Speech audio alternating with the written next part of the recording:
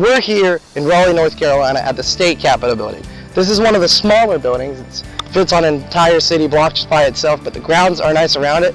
Parking is kind of a mess, but besides that, let's take a tour of this building. In America exists 50 states, each one containing a unique and grand Capitol building. My name is Fabiano, and in this series I will visit every Capitol building, describing the history, viewing the architecture, and portraying the representation of a state's culture. So this building first opened in 1831 and then construction completed in 1840, but now it's only the governor's mansion because the legislature actually meets all the way across the street. The Capitol building housed the entire government of North Carolina until about 1888, and then in 1963 the legislature then moved to their other building down the street. And then the only other changes that really happened since 1840 were minor room changes, and then Governor Roy Cooper in 2020 removed a Confederate memorial statue that was on the grounds. Like I said, the Capitol building is located in Raleigh, North Carolina. The population is just under 500,000 people. That makes it the 39th largest city in the United States and the second largest city in North Carolina, obviously just behind Charlotte. Here is an outside view of the Capitol. This is where it is in downtown Raleigh, and then here is just some footage I got of the Capitol just standing there. It's a nice outside facade. The inside is a bit lacking, but you'll see that in a second. Besides that, Raleigh is home to North Carolina State University. It's home to the Carolina Hurricanes, and obviously, you know, it's the capital of my home state, but it's like about 3 hours from Charlotte, so it's a bit of a drive for us. The inside of the Capitol was alright. We entered, there was this big colonnade room here at the bottom that had that statue in it. There's a bunch of, interesting artifacts and details like this. This is some deed that gives 100 slaves to some random person. I don't really know. There's plaques of the amendments on the walls, but this is the first floor. It's very basic. Here we are on the second floor. That is a model of the Capitol building, so you can see it's actually really tiny, and then next to it they have a train model and then an old schoolhouse model. It's basically just like the first things that happened in Raleigh, I think, around this time, like symbolizing like societal progress in North Carolina. This is continuing on the second floor. There's the stairs that you can take to get up.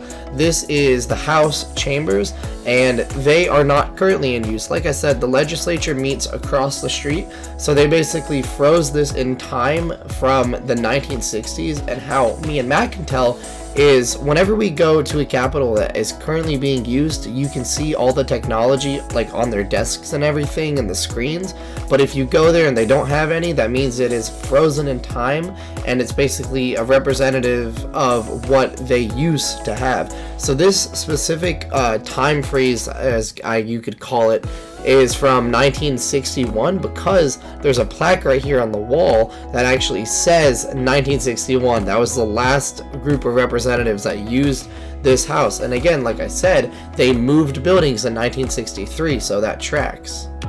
Up on the third floor, there's also some cool things, like this is some copper that was used on the roof here.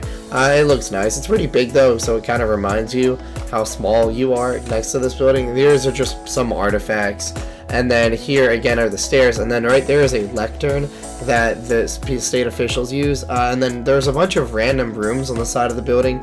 Like here's this room with a bunch of law textbooks, and I was telling Matt that obviously the Capitol needs to have the law textbooks in it, because before the days of the internet they needed to have like every law on reference so they can go through and actually like read it. But nowadays these rooms are just like not important at all. And then we weren't allowed to get upstairs, but like it makes sense. And like I said, here's the shelves with all the law textbooks. I'm so used to that. Like we have them at App State. I'm used to the sight of all these law textbooks. And then here is the frozen in time Senate chamber. Again, basically no technology, no screens, no nothing. It's basically frozen in time since 1961, and you can really tell. They also left out all these props on the side. And then here's another one of those rooms. This is a room for like North Carolina Geology Bureau or something like that. It's really interesting. The outside is nothing too special. There are a lot of things that are on it that are really nice, but there are a lot of just open land, and it's really not that big of a city block. There is the statue of the 3 presidents that were from North Carolina: James K. Polk, Andrew Jackson, and Andrew Johnson. Now, all of these presidents were from a long time ago, and pretty much all of them were actually from Tennessee, like officially when they actually were in their careers, but they were born in North Carolina, so we put up a statue to them. And yeah, I mean, James K. Polk is one of my favorite presidents. The other two are a bit more controversial. Here is a Vietnam memorial for the North Carolina soldiers that obviously fought in Vietnam. There is another shot of downtown Raleigh that we have outside of the front of the building. And next to it is actually a statue of George Washington. He has pretty much nothing to do with North Carolina, but he has a statue here. Here is a shot of the other side of the Capitol. There's this really tall building off in the distance, and then here is the Veterans Memorial. So we have a really big Veterans Memorial, at least compared to the South Carolina State Capitol. It's very prominent, which is really nice. They have a big World War II memorial right at the center of it, and then they have all the flags and everything like that, and a big statue to honor the veterans. And then here is the thing with the Old Hickory Highway.